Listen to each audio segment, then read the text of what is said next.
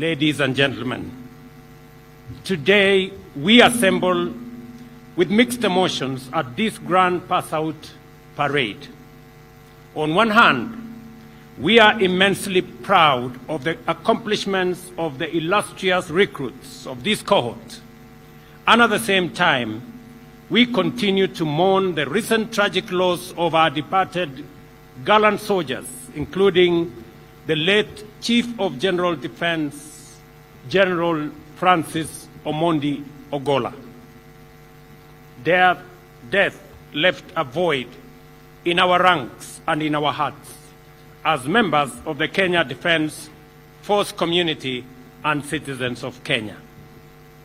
General Ogolla's wise leadership, magnificent example, integrity and dedication exemplified the best of Kenyan professionalism, representing the KDF at its finest and serving as a beacon for all of us. His legacy will continue to inspire many. Please, let us stand for a moment of silence in his memory and the lives of those lost alongside him.